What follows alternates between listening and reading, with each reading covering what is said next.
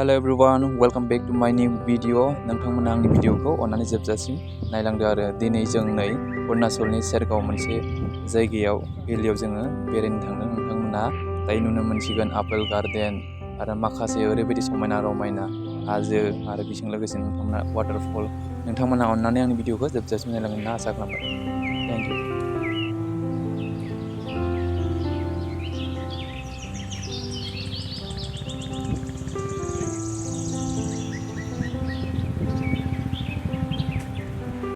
Hello लोगोफोर, नै जोङो दायो थांगासिनो दं। नोंथांमोना जोंजों लोगोसे नायलांबाय थादो।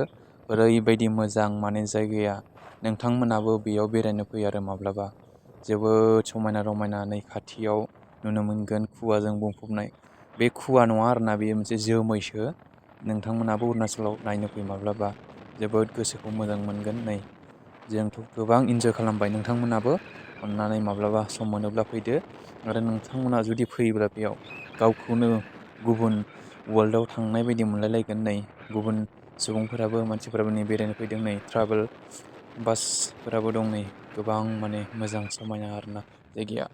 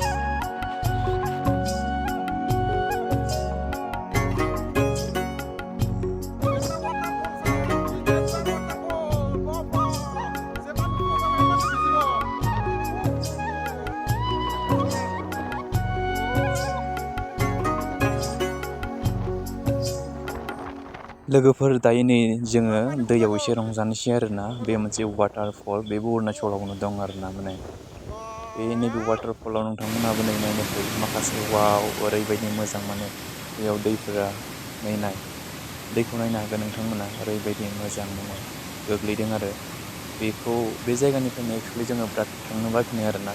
जेब्ला खनसे जोङो नायनो फैयो, गिदिंनो फैयो, नोंथांमोनाबो बेखायनो फैथार आरोना। ओरैबायदि मोजां जायगायानो। वाव लोगोफोर, नोंथांमोना नायलांबाय थादो एसे आरो बे भिडिअखौ। माखासे समाव माने ओरैबायदि वाव मा बुंनो लोगोफोर, बाथ्रायानो गैला फोरमायनो थाखाय।